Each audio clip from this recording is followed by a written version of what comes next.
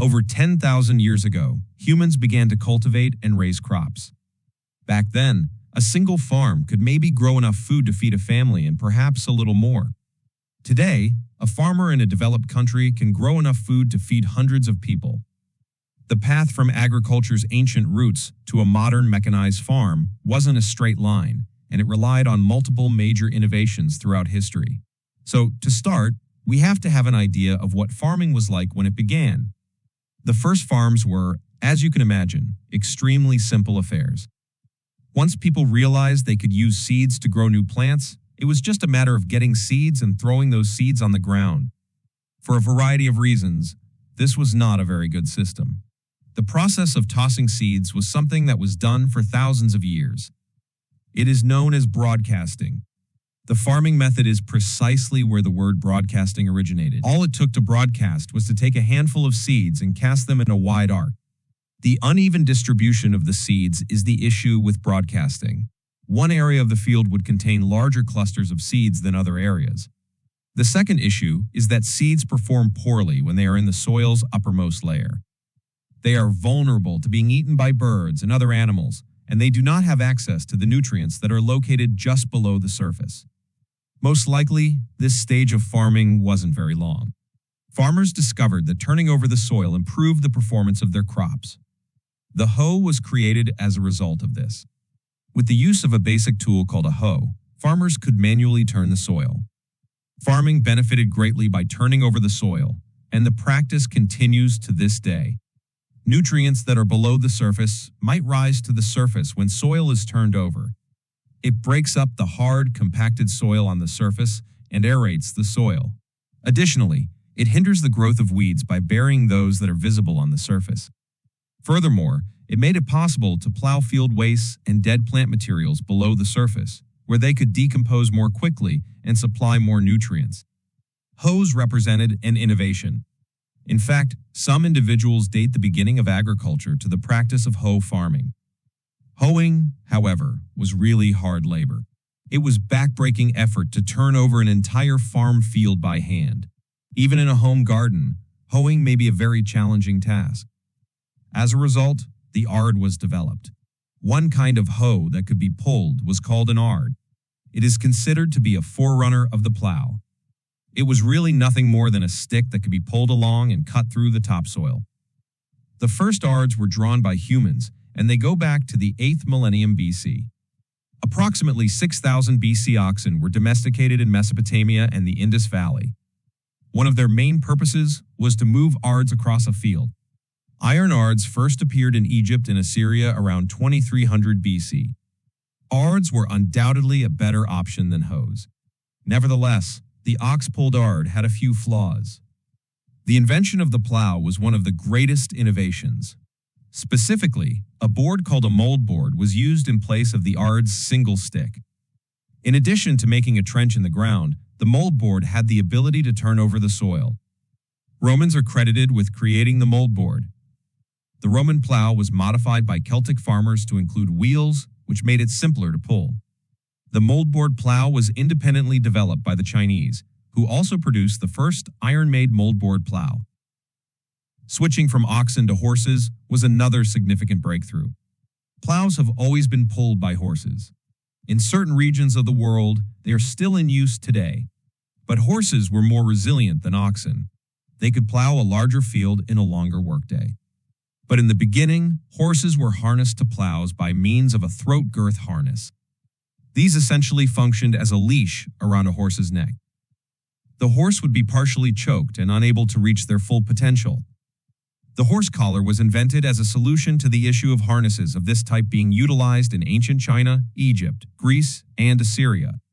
In China, horse collars were originally created between the 2nd and 4th centuries BC. A horse could pull more effectively because of the horse collar, which transferred the weight from the neck to the shoulders. Up to 3 times more efficient, according to several experiments conducted in the 18th century. We should also mention the invention of the seed drill, which performed a similar purpose to that of the plow or the ard. Seeds may be planted at a predetermined depth thanks to seed drills. They first emerged independently in China and Assyria. The creation of irrigation was the other significant breakthrough. About 8,000 years ago, the first irrigation systems were developed. One of the first things that early farmers learned to do was to water their crops, like they did with the soil. Here, the farming story takes a strange turn. For centuries, there was relatively little innovation in farming. A farmer's life in the 1st century was not all that dissimilar from a farmer's life in the 16th century. A few technological advancements occurred, such as iron plows and horseshoes. The British agricultural revolution in the 17th century marked the birth of modern agriculture. The British agricultural revolution was characterized by the use of invention, experimentation, and the scientific method in agriculture. During this time, some inventions gained widespread recognition. The 4-crop rotation scheme was one of the more important ones. Farmers have known about crop rotation for thousands of years. Charles Townshend pioneered the 4-crop rotation concept in the 17th century. It entailed farmers turning their crops over 4 plots of land in order to replenish the nutrients in the soil. Wheat, turnips, barley, and clover were the most widely grown crops. Animals needed barley as fodder, and they grazed on clover, which naturally fertilized the earth while they did so.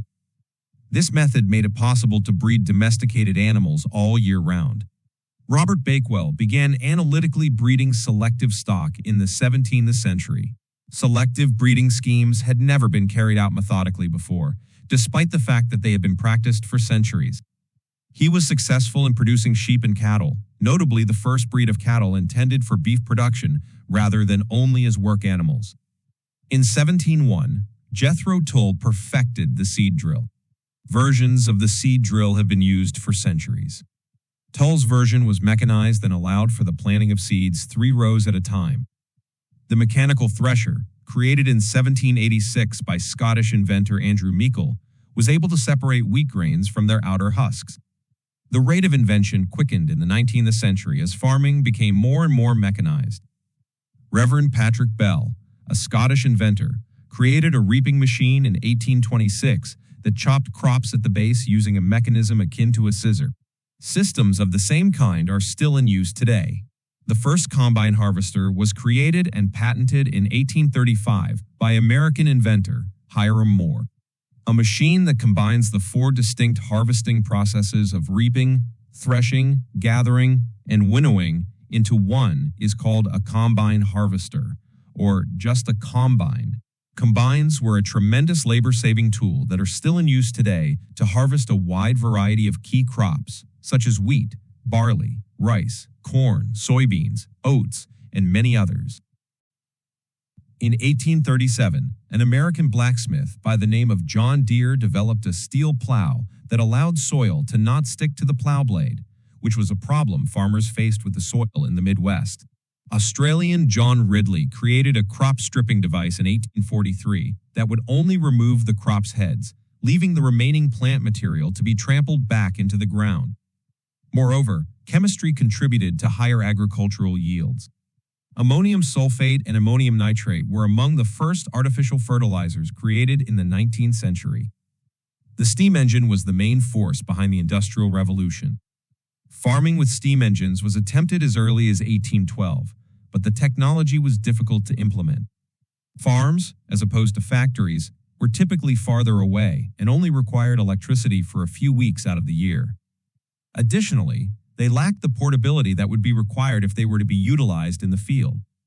This changed in 1859 when the British Thomas Aveling modified a smaller portable steam engine to be self-propelled.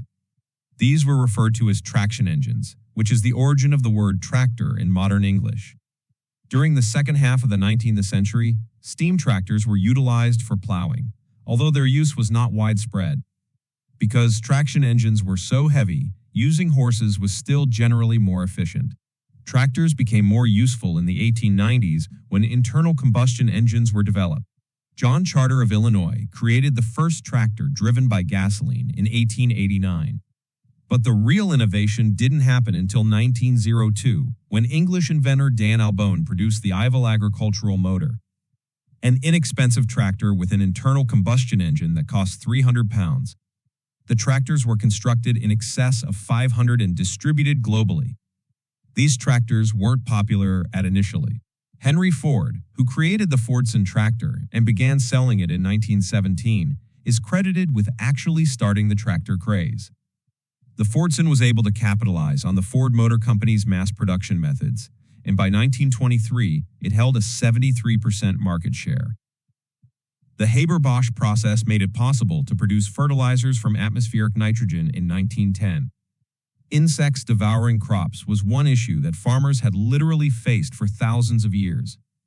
The 19th century saw the introduction of pesticides made from natural sources, while the first part of the 20th century saw the rise in popularity of pesticides based on arsenic.